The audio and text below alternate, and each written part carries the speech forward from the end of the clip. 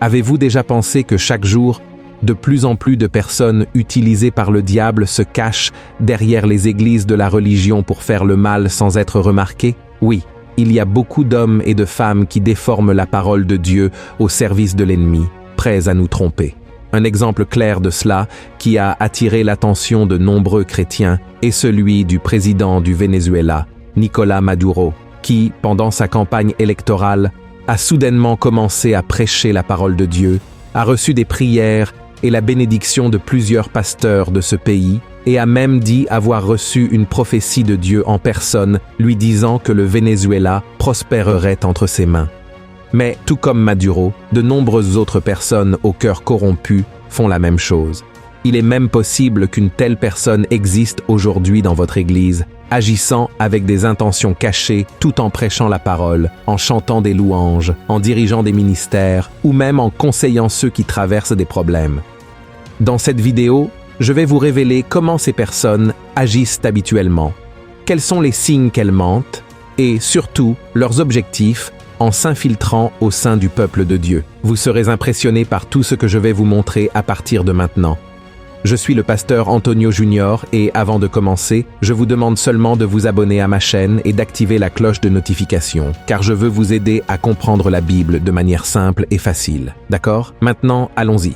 Peu avant les élections présidentielles controversées au Venezuela, qui ont donné la victoire au président Nicolás Maduro, le dictateur est apparu dans un rassemblement, affirmant qu'il avait reçu une prophétie de Dieu par l'intermédiaire de plusieurs pasteurs, lui disant que le Venezuela connaîtrait une grande transformation à partir de cette année. De plus, le dictateur a été filmé à plusieurs reprises en train de lire la Bible et de citer des versets. Il a également rencontré des dirigeants chrétiens et a même participé à des cultes, recevant des prières et étant béni par ses leaders spirituels. La question qui demeure est, Nicolás Maduro, un homme connu dans le monde entier pour la manière cruelle dont il gouverne son pays, prêchant et tuant pour rester au pouvoir, peut-il avoir une relation avec le Seigneur? Bien sûr que non, car à aucun moment il n'a montré de repentir ni de changement de comportement. L'implication de Maduro avec des gens de l'Église, ses déclarations de foi et sa participation à des événements religieux ne sont rien d'autre qu'un grand mensonge, utilisé uniquement pour obtenir des votes et tromper encore plus de gens. C'est pourquoi, frères, nous ne devons pas être naïfs, car ce qu'il a fait ressemble beaucoup à ce que fait Satan. Il se déguise en ange de lumière, utilisant des personnes avec de belles paroles et des promesses que tout le monde veut entendre pour ensuite montrer son vrai visage et détruire des vies. De la même manière, des hommes mal intentionnés se cachent derrière la parole de Dieu pour faire leurs méfaits sans que personne ne se doute de rien. Malheureusement, il y a beaucoup d'églises avec des pasteurs et des dirigeants qui sont corrompus, abusifs, adultères, menteurs, qui battent leurs femmes, mais qui ne sont jamais pris ni démis de leurs fonctions, car ils parviennent très bien à tromper en portant un masque de serviteur du Seigneur. Peut-être vous demandez-vous, mais pasteur, comment identifier ces personnes si elles réussissent à se faire passer pour quelqu'un de bon, généreux et avec une foi inébranlable, parfois même plus grande que la nôtre? Frères, Jésus a dit que l'arbre se reconnaît à ses fruits et que nous devons veiller pour que personne ne nous trompe. C'est pourquoi je vais maintenant vous montrer les 5 types les plus courants de personnes envoyées par le diable dans les églises, afin que vous puissiez commencer à les identifier dès aujourd'hui. Et n'oubliez pas de partager cela ensuite, car je suis sûr que beaucoup de gens traversent la même situation. Le premier type est le corrompu. Ce genre de personne utilise souvent sa position dans l'Église pour en tirer profit financièrement, allant jusqu'à manipuler des passages de la Bible pour obtenir ce qu'il veut. Ce leader peut être impliqué dans des schémas qui détournent les dîmes et les offrandes pour son propre compte afin de financer un style de vie élevé et même luxueux. Et vous savez ce qui est le plus triste? Il prêche sur la prospérité.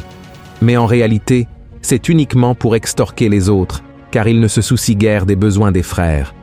Ce n'est pas qu'un pasteur ne doive pas recevoir un salaire pour son travail, ce qui est très important. Mais le problème survient quand l'argent récolté est utilisé pour son bénéfice personnel.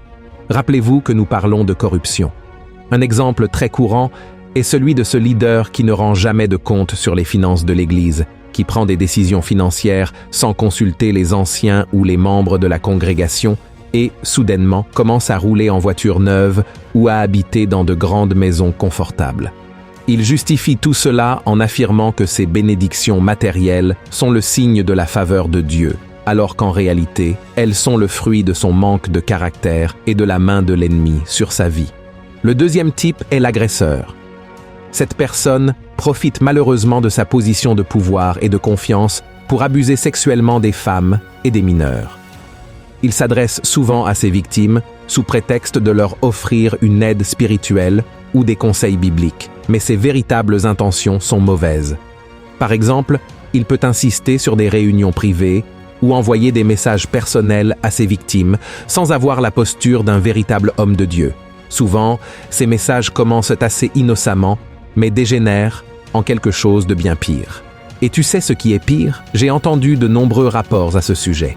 Après avoir obtenu ce qu'il veut, il se livre à un chantage émotionnel auprès de ses victimes, affirmant qu'il ne sert à rien de dire à l'Église ce qui s'est passé, car personne ne le croirait. Après tout, il est un serviteur de Dieu, et cela apporte beaucoup de douleur et de souffrance à quiconque tombe entre les mains de ces personnes. Le troisième type est l'adultère.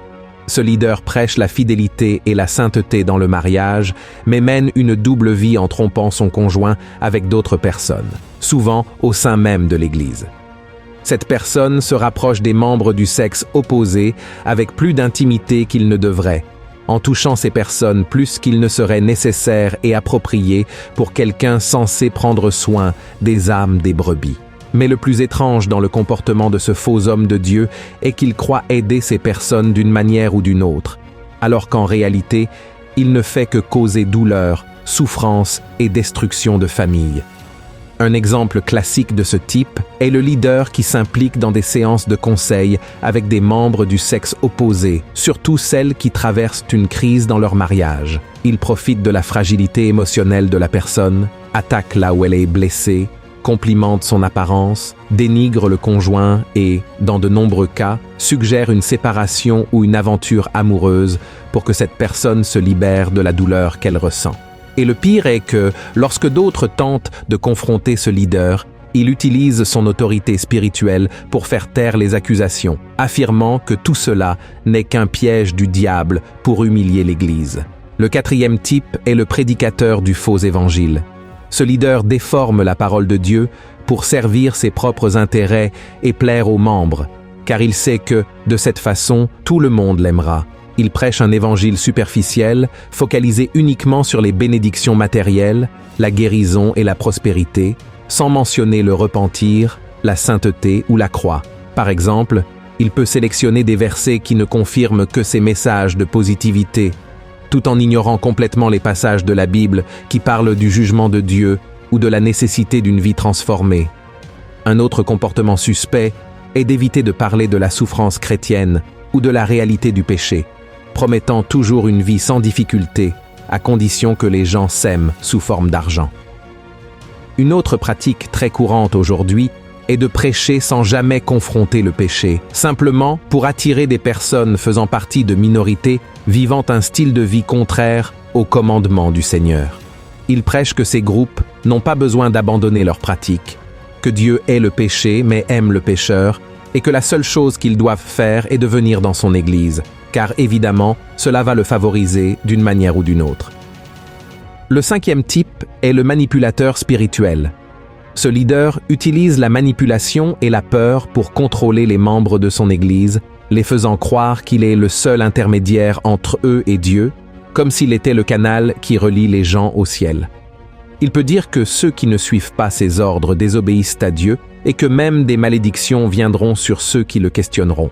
Ce type d'attitude est très similaire, par exemple, à celle que Nicolás Maduro utilise contre le peuple du Venezuela, lorsqu'il a affirmé que les élections étaient un affrontement entre le bien et le mal, et a insinué, lors de ses apparitions en lisant la Bible et en recevant la bénédiction de pasteurs évangéliques, qu'il était l'homme choisi par Dieu pour gouverner cette nation. Il faut préciser, dans cette situation des pasteurs vénézuéliens, qu'ils ont pu être trompés par le gouvernement ou même forcés à agir de cette manière.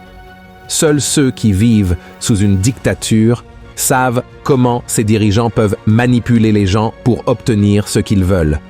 Nous ne pouvons donc pas les juger. Frères et sœurs, nous devons être très prudents avec ceux qui sont à la tête des églises. Comme nous l'avons vu, Satan et l'esprit de l'Antéchrist ont utilisé de nombreux faux leaders pour s'infiltrer dans les églises et détruire la vie spirituelle, mentale et même physique de leurs membres. Mais cela ne doit pas nous amener à ne plus faire confiance à qui que ce soit, ni à cesser de fréquenter les cultes. Dieu a suscité des hommes et des femmes pour nous aider dans notre marche spirituelle, qui sont dans les églises prêts à nous soutenir avec une parole d'amour, d'encouragement et d'espoir. Ils sont prêts à prier pour nous et à tendre la main au moment où nous en avons le plus besoin. Ainsi, tout ce que nous devons faire, c'est demander à Dieu le discernement pour faire le bon choix et ne pas tomber dans les pièges que le diable a tendus dans les temples. Si vous avez apprécié ce message, partagez-le avec vos amis et votre famille et regardez l'une des vidéos que j'ai préparées pour vous. Que Dieu vous bénisse.